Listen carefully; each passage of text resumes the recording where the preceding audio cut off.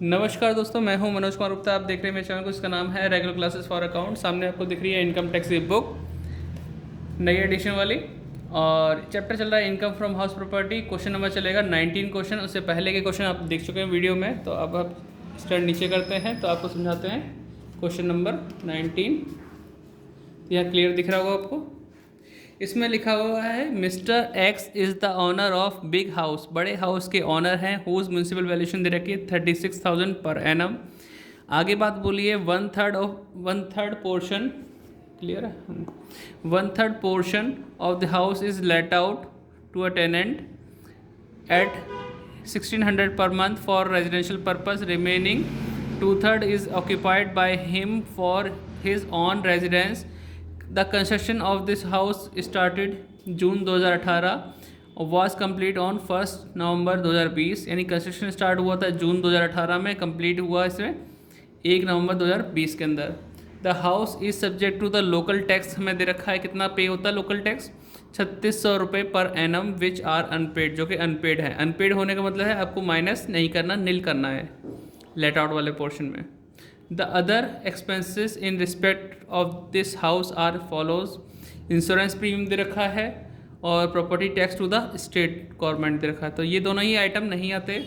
Mister X had taken a loan of ₹50,000 on 1st July 2018 for construction of this house. The loan has not yet been paid back and interest 12% per annum is payable on it. यानी loan जो लिया है अभी तक उसे payment नहीं की गई है। लोन लिया था 1 जुलाई 2018 को मकान को बनाने के लिए, और इंटरेस्ट कितना पे होना है इस पर?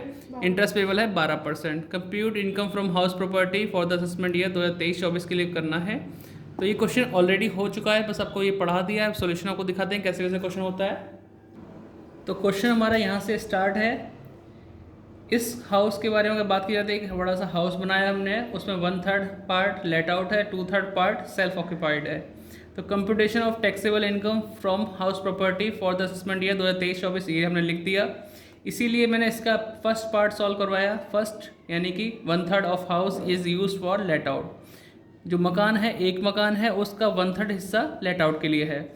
मकान की म्यूनसिपल वैल्यू फर्स्ट पॉइंट है हमारा। फर्स्ट पॉइंट म्यूनसिपल वैल्यू उसकी है 36,000, और 36,000 पूरे मकान की। हम पूरे मकान का लिख नहीं सकते क्योंकि हम पार्ट सॉल्व कर रहे हैं 1/3, तो इसका 1/3 निकालेंगे, 12,000 आया। नंबर 2, फेयर रेंट नहीं दे रखा था, नील कर दिया। नंबर 3, एक्चुअल रेंट हमें 1600 के हिसाब से 12 महीने का जो मिलेगा वो 19,200 मिलेगा। अब बात करें इन दोनों में से ज़्यादा कौन सा है? म्यूनसिपल वैल्यू फेयर रेंट में 12,000 ज़्यादा था, एक्सपेक्टेड आ गया first point. Second point actual rent same to same note down कर लिया। अब इन दोनों में से ज़्यादा कौन सा है? 19,200। कहीं भी नहीं लिखा कि मकान खाली वगैरह, ऐसा कुछ नहीं लिखा था। यहाँ लिखेंगे लेस म्यूनसिपल टैक्स, जो कि नील है क्योंकि यहाँ अनपेड लिखा था। लेस करने के बाद वैल्यू आई हमारी 19,200। इसका हमने नीचे से ये लाइन ऐसे नहीं करनी। Less deduction under section 24, first 30% of AV, जो कि इसका 30% होगा 5760। फिर सेकंड पॉइंट होता है इसका A पॉइंट और B पॉइंट, ठीक है, A और B पॉइंट लिखेंगे हम। Interest on loan to PY और interest on loan prior to PY दिख रहा होगा आपको। ये अभी यहाँ पे अमाउंट है, आप इसे खाली छोड़ देना जब आप लिखोगे स्टार्टिंग में।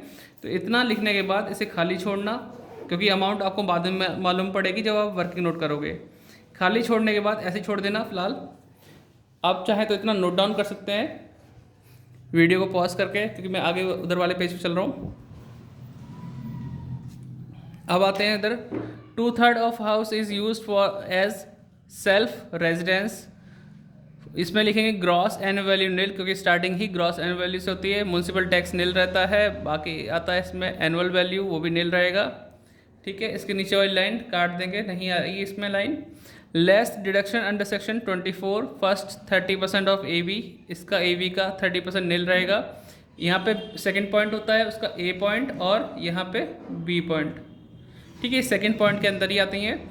जब भी हमें मालूम हो पूरा इंटरेस्ट ऑन लोन के बारे में, लोन की अमाउंट के बारे में, कब लोन लिया, मकान कब कंप्लीट हुआ, तब हमें A और B लिखने पड़ेगा। इंटरेस्ट ऑन लोन लिखा to PY, interest on loan prior to PY, फिर भी खाली छोड़ना है। खाली छोड़ने के बाद हमें वर्किंग नोट पे ध्यान देना है। वर्किंग नोट में लिखेंगे फर्स्ट डेट जिस दिन हमने लोन लिया 1 जुलाई 2018 को, मकान कंप्लीट हुआ 1 नवंबर 2020 को, और उससे पहले नवंबर से पहले 31 मार्च उसी साल आएगा 2020 के अंदर, क्योंकि नवंबर से पहले अक्टूबर सितंबर ऐसे जैसे चलते रहेंगे तो 31 मार्च उसी साल आएगा। यहाँ से यहाँ तक का टाइम जो होगा प्रायर टू PY। लोन की डेट एक बार चेक कर लेना, यही है ना? हाँ जी। तो जुलाई 2018 लिखा है, 18 के अंदर जुलाई से गिनेंगे दिसंबर तक 6 महीने, 19 में 12, 20 में 3, तो 6, 18, 12 और 21 महीने हो गए। जो लोन हमने 50,000 का लिया था यहाँ तक 50 का ही है, क्योंकि हमने कोई पेमेंट नहीं की है। 50,000 पे 12% निकालते हैं तो क्या आता है 6,000। उसको डिवाइड बाय 12 करेंगे, मल्टीप्लाई 21 करेंगे, मल्टीप्लाई 1/5, ये रूल होता है 1/5 करना। तो इंटरेस्ट आया 2100। PY पे निकाला हमने इंटरेस्ट, PY क्या होगा 22-23, क्योंकि असेसमेंट ईयर से पहले वाला प्रीवियस ईयर। तो 50,000 का 12% निकाला 6,000 आया। ये दोनों इंटरेस्ट एक हाउस के लिए निकले हैं, जो एक हाउस को बनाने के लिए हमने लोन लिया है उसका इंटरेस्ट आ गया।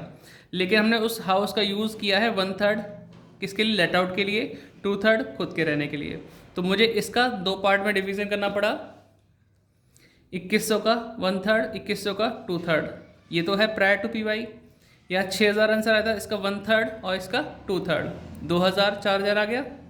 अब हमें करना क्या है, 1/3 वाले हिस्से को 1/3 की तरफ ले जाएंगे। ये जो 2,000 है और ये 700 है, ये वाला तो आएगा interest on loan to PY, और ये आएगा interest on loan prior to PY। जरा देख लो इधर साइड में मैं करता हूँ।